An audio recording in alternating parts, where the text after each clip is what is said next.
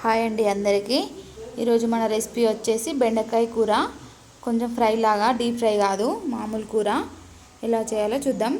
First దానికి కావాల్సిన పదార్థాలు బెండకాయలు, ఉల్లిగడ్డ, పచ్చిమిర్చి. అంతే, సింపుల్, చాలా ఈజీగా చేసుకునే కర్రీ. ఫస్ట్ ఒక ముక్కుడు పెట్టుకొని దాంట్లో కొంచెం ఆయిల్ వేసుకోవాలి. ఆయిల్ వేసుకున్న తర్వాత ఆయిల్ మంచిగా హీట్ ఎక్కాలి. కొంచెం ఆయిల్ హీట్ ఎక్కేదాకా వెయిట్ చేయండి. ఆయిల్ హీట్ ఎక్కిన తర్వాత కొంచెం జీలకర్ర యాడ్ చేసుకోండి. దాంట్లో జీలకర్ర కొంచెం చిటపట్లాడిన తర్వాత పచ్చిమిర్చి యాడ్ చేసుకోండి. కొంచెం పచ్చిమిర్చి నూనెలో వేగాలి, ఎందుకంటే పచ్చిమిర్చి కారం నూనెలో వేగితే కొంచెం కారం తగ్గుతుంది.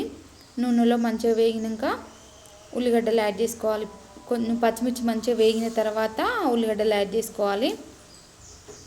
చూడండి, నేను పచ్చిమిర్చి వేయిస్తున్నాను. తర్వాత ఉల్లిగడ్డలు యాడ్ చేసుకోండి. ఇప్పుడు ఇవి రెండు నూనెలో మంచిగా వేగాలి. జీలకర్ర, ఉల్లిగడ్డ, పచ్చిమిర్చి మంచిగా వేగేటట్టు వేయించుకోండి.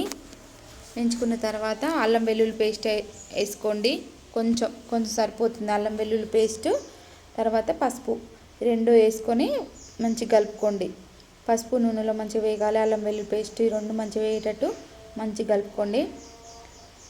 మంచిగా కలిసింది కదా అంతా. కలిసిన తర్వాత ఇప్పుడు మనం ఫస్ట్ కట్ చేసి పెట్టుకున్నాం కదా బెండకాయలు, ఆ బెండకాయలు ఇందులో యాడ్ చేసుకోండి. బెండకాయలు ముందే కట్ చేసుకొని పెట్టుకోవాలి. ఒకవేళ మీరు మార్నింగ్ చేద్దామంటే నైటే కట్ చేసుకొని పెట్టుకోండి. అట్లయితే జిగురు రాకుండా మంచిగా ఉంటుంది. ఒకవేళ ఈవినింగ్ చేద్దామంటే మార్నింగ్ కట్ చేసుకొని పెట్టుకోండి. జిగురు రాదు, కూర మంచిగా ఉంటుంది. అలా అంతా కలిసేటట్టు మంచిగా కలుపుకోండి.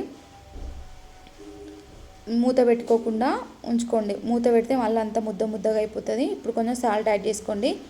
సాల్ట్ యాడ్ చేసుకొని మంచిగా కలుపుకోండి. సాల్ట్ కూడా అంతా కలిసేటట్టు మీ టేస్ట్కి తగ్గట్టు సాల్ట్ యాడ్ చేసుకోండి.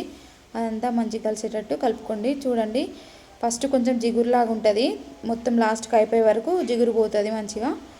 తర్వాత ధనియాల పొడి కూడా యాడ్ చేసుకోండి. కొంచెం ధనియాల పొడి వేసుకోవడం వల్ల జిగురు మొత్తం లేకుండా పీల్చుకుంటుంది. ఈ రెండు యాడ్ చేసుకొని కొత్తిమీర కూడా యాడ్ చేసుకొని మంచిగా కలుపుకోండి. అంతే, మన బెండకాయ ఫ్రై రెడీ అయిపోయినట్టే. మూత పెట్టుకోకుండా చేసుకోండి ప్రాసెస్ అంతా. మూత పెట్టుకుంటే చూసిండ్రా ఇప్పుడు జిగురు పోయింది. జిగురు లేకుండా మంచిగా వస్తుంది. డీప్ ఫ్రై చేసుకోకుండా మామూలుగా ఇలా కర్రీలాగా చేసుకోండి. బాగా డీప్ ఫ్రై అయితే ఆయిల్ ఉంటుంది కదా, ఇలా చేసుకోండి. బాయ్.